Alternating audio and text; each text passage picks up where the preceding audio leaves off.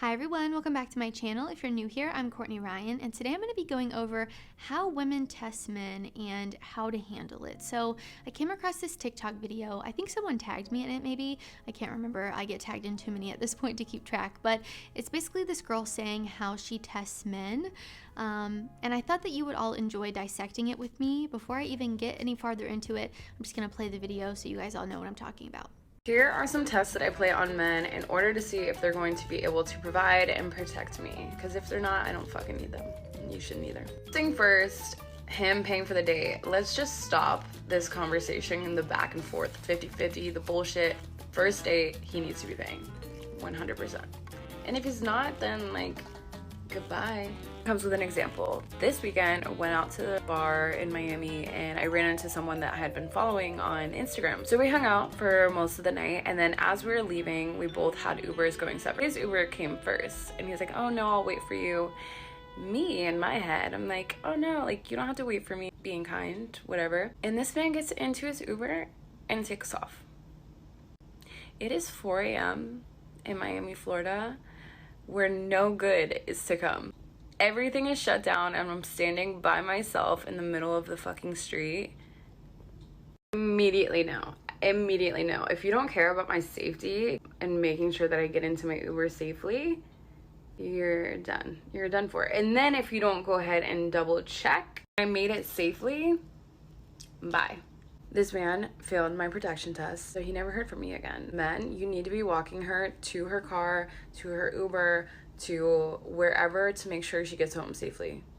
And then text her, making sure she gets home safely.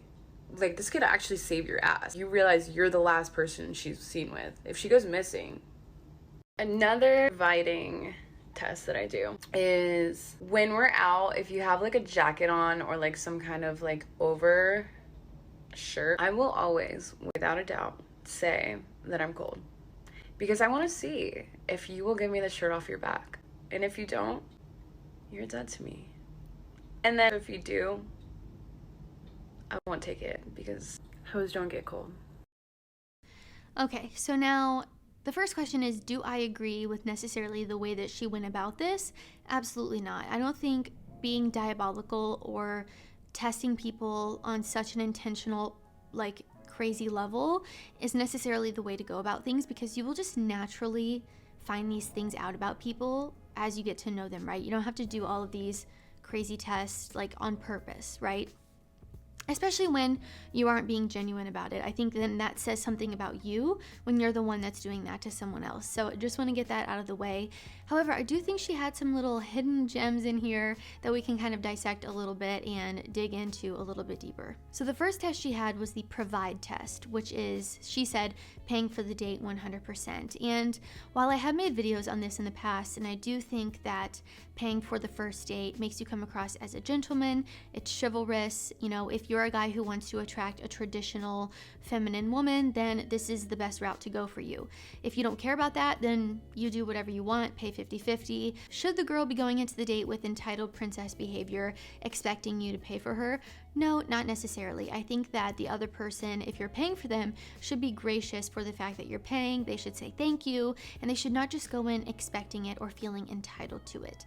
When you feel entitled to something, that just creates an ego problem, and I don't think it's good to go into anything that way. You know, women get upset when men do this, like if they go into a first date expecting her to hook up with him or to do whatever, like it's considered a bad thing. So again, going in with an expectation or feeling entitled to something, I don't think is the way to go about it. So I don't love this attitude necessarily. I think you should always be gracious. Whenever I would go on a first date with a guy, I would always offer, say, oh my gosh, are you sure? I was really thankful and grateful for the fact that someone wanted to pay for me, and I never would have gone in with this behavior of you better pay for me or you're the scum of the earth, right? Like, I don't know, I just don't think that's really a great attitude, and I know there's a ton of argument back and forth about this, and I really do my best to objectively see both sides of the equation. If you have an issue with this whole situation and you want to just avoid it altogether, go somewhere free, go to a museum, go to a farmer's market, go to the beach, go have a little picnic on the beach. I mean, I don't know. There are so many first date options.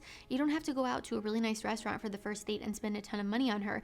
And if she's requesting this of you and you don't feel like you're in a place to do that comfortably, don't go and don't pretend, and really just be genuine and honest about that. And you're going to attract people that are kind of on the same wavelength as you. If you're going out with a girl and she says, I will only go out with you if you take me to a 5-star restaurant and pay $1,000 for my meal. I know that's extreme, but I'm just trying to use an example. You maybe shouldn't go out with her. It's as simple as that. So by doing this, you also learn a lot about the other person, and by watching how they respond to you paying the bill can say a lot about them too. If she acts entitled to it, if she doesn't say thank you, if she just expects it and doesn't offer, or she's not gracious, red flag. I'm sorry, I'll be the first one to say it. Red flag. She should be acting gracious. She should say thank you, and you should feel like it was a mutually beneficial thing, right? And I did a whole video on should men pay for the first date. I break down all these different scenarios, what to look out for, how to act. I mean, I really took a deep dive into paying for the first date, so if you haven't seen that already, be sure to go check it out. The second test she had here was the protect test, and she said that he should have waited for her in her Uber. And this I do agree with, but the thing that she did that I 100% do not agree with is playing this whole mind reader thing. If you want me to do something, tell me. Don't tell me the opposite and then get mad at me when I don't do what you're telling me to do. It's like this womanese thing going on, right?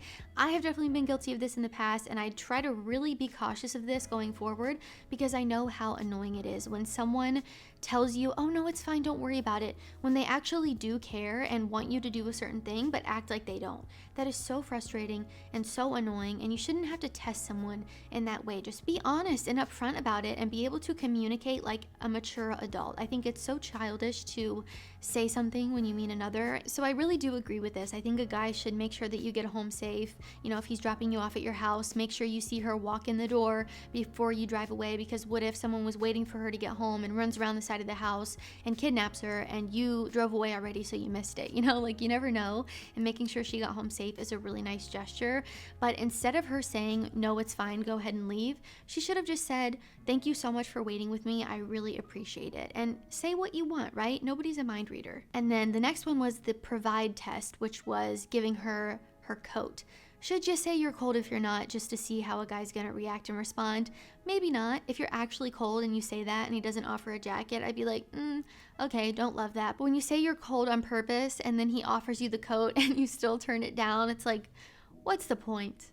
What is the point? If you're cold and you really are cold, say you're cold and he gives you the jacket, awesome. So it's very clear that this woman is testing men intentionally. She's doing all these things with a purpose. You know, she planned this thing out. But I think a lot of women do this subconsciously and don't even necessarily realize that we're doing it. And that's why I think that a test necessarily shouldn't always be viewed as a negative thing. The water does get a little bit murky, because I know sometimes even when you do it subconsciously, it's still a test. You're still, you know, doing something to see, are we compatible? How is he going to respond and react to this? Like, or even if you're not thinking those things, you pay attention to how the person responds and reacts to it. And that sways the way that you feel going forward. But I also do think knowledge is power, and the more you know, the better off you'll be. And knowing how to handle it is really important too, because I think there are a lot of mistakes guys make when women do these type of things. Of course, it could be very different when it's intentional, like the girl in this video, and it's not genuine, versus when it really is genuine and it's just a girl trying to get to know you and see if you're compatible. If you really just take a step back and watch how people react and respond to things, you're gonna find these things out on your own without having to create all these hoops to jump through and all these weird tests. So just something to keep in mind. So why do we test people even if we don't necessarily realize that we're doing it? Number 1, to see if you're a good match for us. Number 2, to see if you're committed. Number 3, to find out how you react and respond to stressful situations. Number 4, are you who you say you are? And number 5, can you provide and protect? You might be thinking, wow, I wish that she would just ask me these things instead of observing me like a rat in a science experiment. But the truth is that you learn so much more about a person by the way they respond and react to things things and by watching their actions, right? Actions speak so much louder than words. So by asking, you aren't always going to get a genuine answer. Now, again, do I think you need to create these diabolical, weird playing game tests? No, I don't think you need to do that at all. Actions speak louder than words. I've said this 1.5 million times on my channel, and the same thing can be applied here. For all of you guys that are looking for women too, you know, people can say a lot of things. People do say a lot of things that they don't necessarily mean or that they aren't doing. So by watching what they do, you'll have all the answers that you need. You will find out if you're compatible. You will see if they can protect and provide for you. You will see if you're a good match. You will see everything you need to see without being a little crazy person playing these little games. Something that was not mentioned in the video I reacted to is something that I see happen a lot, and that is your confidence. So I think a lot of times when you're getting to know someone, a great way to build attraction is to be a little bit sarcastic, or if there's a little bit of playfulness there. And I think sometimes people take it a little bit too literally and get very defensive and aggressive about it when someone does this with you. The key here is to play along and banter instead of letting it get to a point where you get really defensive or aggressive or angry about it, because that is something I see guys do a lot. I see it a lot online, maybe more online than I do in person. But think about when you're getting to know someone, you might be texting back and forth and you don't always have the tone behind what someone is saying, so you might take it literally, right? But I think a really common thing that women do when they're first getting to know you is they will be a little bit sarcastic, or they'll tease you, or they'll say something like, oh, I don't know if you're muscular enough for me. Maybe you met at the gym and you're a bodybuilder and she said that to you, just like playing around. If you were to get defensive and be like, well, I lift 5 days a week and I'm the strongest, blah, blah, blah. If you freaked out, done. You're done, because she was just joking, and being able to understand that and play along with it is going to give you much better results than, again, getting defensive or aggressive. And when we're insecure and someone teases us about something that we're really insecure about, it can feel like a jab, right? It's like, ooh, that hurt a little bit because it's our ego talking. But the best thing you can do is to just play along with it and be lighthearted as well, and understand that this is how women connect with you. This is how she is getting comfortable around you. So many women do this. I have definitely been guilty of doing this in the past, because I think it's a great way to get to know someone through humor and playfulness and poking fun at each other. And I think really knowing how to handle this is so important. If you play along with it and you have a really great banter back and forth and you can play around with each other and joke around, it makes you look more confident and secure in yourself, which is something that women are looking for in a partner. If you respond defensively, or you act insecure, or you freak out, she's gonna say, oh, this guy cannot provide or protect for me because he doesn't even have himself together. He's freaking out over a little joke about his muscles. So again, just keep this in mind. This confidence test thing is something that I see a lot, and it's not always malicious. I think a lot of women do this just as a way to play with you, and it's not with malicious intentions. So just keep this in mind. Another test that I see a lot, number 2 here, is a jealousy test. So I've seen a lot of TikToks about how these girls will like order themselves shots to be sent to them and act like they're from another guy at the bar, but really they're sending them to themselves, which number 1 is crazy. Do not do that. Why would you do that? I think it's ridiculous. But as a guy in that situation, the worst thing you could do is like freak out and get jealous over the fake guy that sent them a drink. And that's just a little silly example. My friend Isaac was actually talking to me about this, and he said, I was asking him, have girls ever done any of these tests on you? And he said, I can't think of any off the top of my head. Maybe I'm just oblivious to it. But there was this one time where I was talking to this girl, and she told me that her ex was on the practice team for the Bengals, and showed me her phone and started showing me all these photos of him and talking about how big he was and how big his muscles are and all of this stuff. And all he responded back was, oh wow, that's really cool, instead of getting all crazy or acting insecure. And then she just let it go, and guess what? He stopped talking to her because he was like, that was such a red flag that she was doing that to me. It didn't bother me at all, but like I was just thinking to myself, why is she acting like this? Why is she doing this? It's very bizarre. So the best way to respond is by not getting really crazy or defensive or acting jealous, and respond exactly the way my friend did, being like, oh my gosh, wow, that's so cool. But a lot of girls will do this as like a really weird test to see if you're confident in yourself and if you get all crazy and jealous, which you don't want to do. So definitely don't act like that, and take some notes from my friend Isaac here. And the last test here that I'm going to talk about today is testing about the past. So she might ask you about your past relationships or why something didn't work out, because she's trying to get to know what kind of guy you are. Because maybe she just met you guys just started talking. She's trying to figure out if you're a player. She's trying to figure out if you're a guy that just sleeps with a bunch of girls, or, you know, is a guy who is committed and who's had a couple serious relationships. Like, she's really trying to get to know you by knowing the past and what happened. And so many girls do this. I have had many conversations with my girlfriends about how they've asked guys about their past just to see like what kind of guy they are. And you know, when you're getting to know someone, when you start dating someone, I think it's very normal for the past to be brought up and to be talked about. You know, if I'm getting serious with someone, I want to know about their past relationships and maybe why it didn't work out to see if we're compatible, right? Because if he's like, oh, well, me and my ex didn't work out because she was a YouTuber and I didn't like that, I'd be like, well, I hate to break it to you, but me too, buddy. So maybe this isn't going to work out, you know? Like, you want to get to know. I don't want to necessarily say you can learn a lot about a person by their past, because I do think that people can change and it's nice to, you know, see the good in people, but also you can learn a lot about someone by their past and habits maybe that they have. If a guy has commitment issues and has never had a serious girlfriend but is hooked up with 100 girls, that's a red flag to me, because that's not the type of relationship or person that I'm looking for necessarily.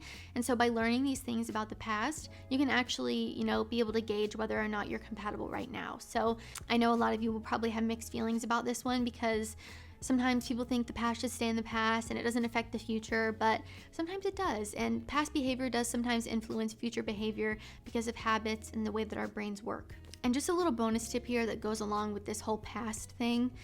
If your ex-girlfriend gets brought up, maybe she asks you about your past relationships and you start talking about your last relationship with this girl and you go, yeah, she was crazy. Worst thing you can say. Don't ever talk badly about someone that you dated in the past. Maybe she brings up why your past relationship ended. The last thing you want to do is sit there and talk horribly about your ex. And maybe she was a not so great gal. Maybe she slashed your tires and keyed your car and she was genuinely crazy. But the last thing you want to do is talk about that and say how crazy she was, because it makes you look bad in the process too. And let me explain that a little bit, because I'm sure it can be kind of confusing.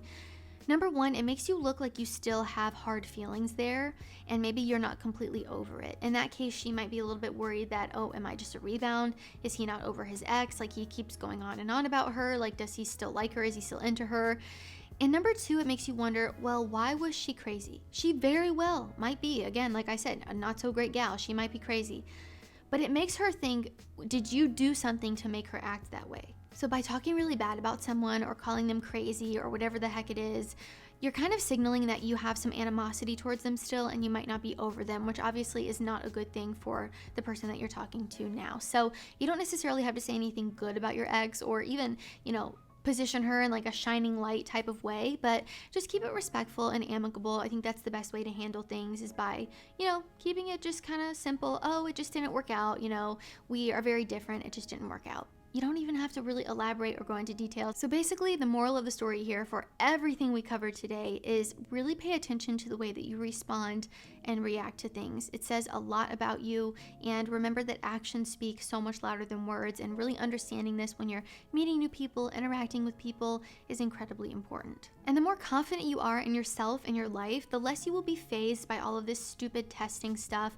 Again, I don't think it always needs to be viewed in a negative way, but the whole thing is just kind of silly to me.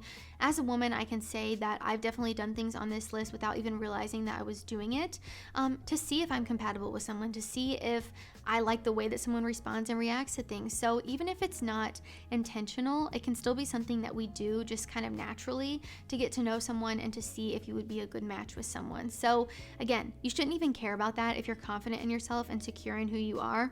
You'll be unfazed. You'll be good to go. You will show up as your most authentic self. You will be your best self, and you'll be unfazed by all the drama and the crazy games, right? And be able to see these drama and crazy games and understand that if a girl's doing that to you, it's a huge red flag. So I hope that you all found this video helpful. If you did, be sure to give it a thumbs up and subscribe to my channel to be in the loop for when I release new content. If you haven't already, be sure to follow me over on Instagram at courtneycristineryan. Love connecting with all of you guys over on there as well. As always, thank you all so much for watching, and I will see you all next time.